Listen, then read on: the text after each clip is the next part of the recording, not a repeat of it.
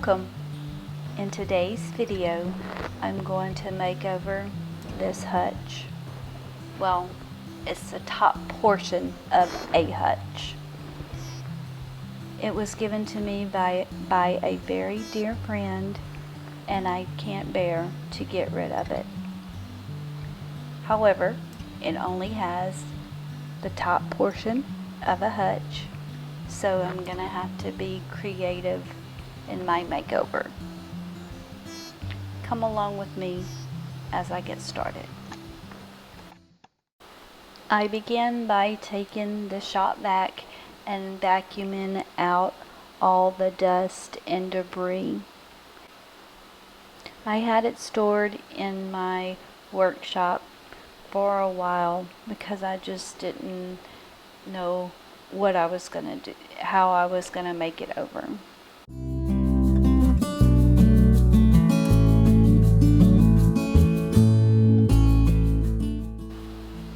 This piece is solid wood, but it comes with its challenges, as does any piece of furniture that is old.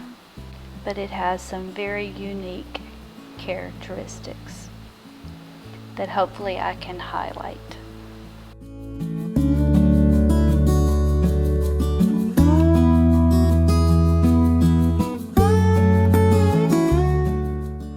I removed the top arch. You'll see why a little bit later, but I think that was a place where they had a mirror in the center, and that is no longer there. It would be very hard to almost impossible to get a mirror cut in that particular shape. After I finished vacuuming it all out, I washed it down and cleaned it really well with some Murphy's oil soap.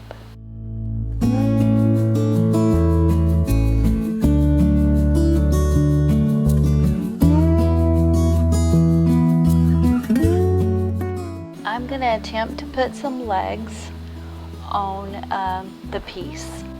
I just wanted it to be picked up off the floor a little so that the wood would not be sitting directly on the floor or the ground. But this did not work out like I had planned.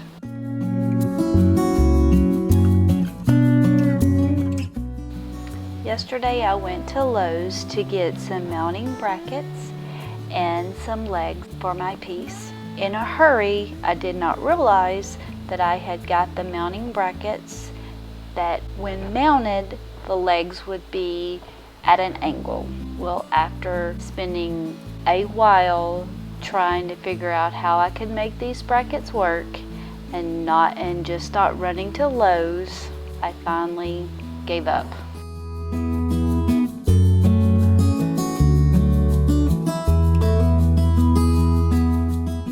Oh, and yes, it looks like I am putting these on the wrong side of the piece, because I am.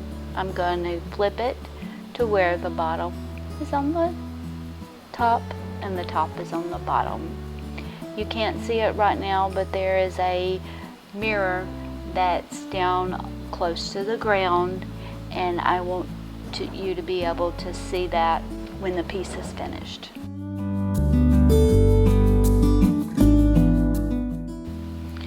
The mirror was chipping off in places, as an old mirror does, and the back of the cabinet was not there. I guess it may have never been there. So I just took some metallic spray paint and went over the mirror to protect it and keeping it from chipping even more.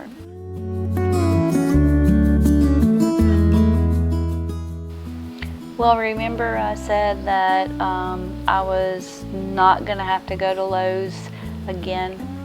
Well, I was wrong. I thought I had enough board to make the back of the cabinet, but I didn't. so I had to run to Lowe's and get a piece of board for the back.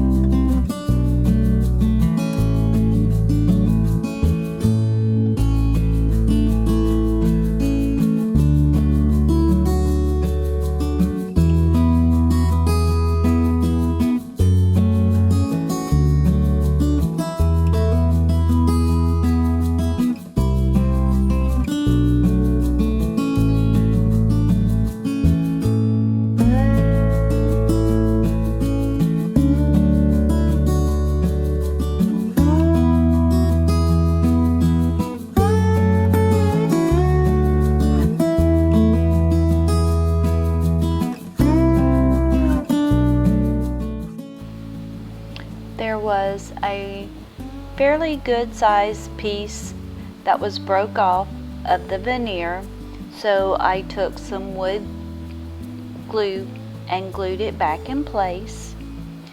Then I had some wood putty and went and filled in some cracks and chips that were throughout the cabinet.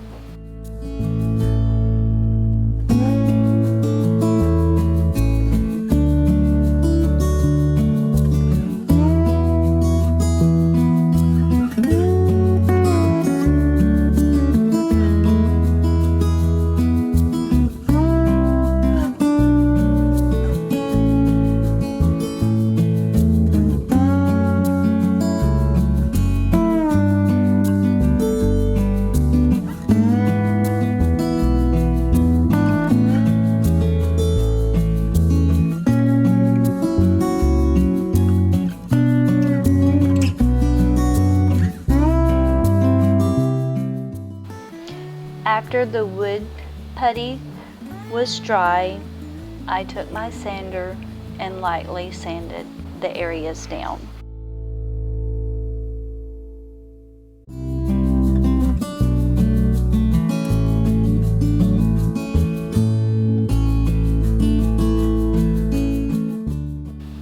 This took a while because in sanding it, I saw some more areas that really needed some wood putty, so I would go back and put that, and then just working back and forth until I got it covered up as best as I could.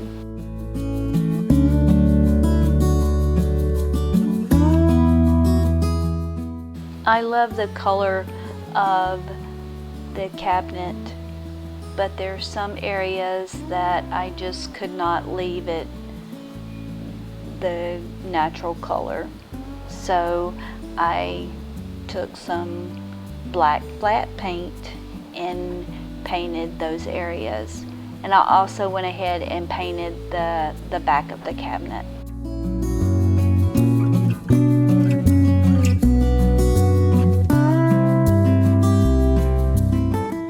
Once the paint was dry, I added a layer of clear varnish over the top just for protection. However, I thought that this made the places that I had painted stand out, so then I went back over the painted sections with a light sanding. This made everything blend together.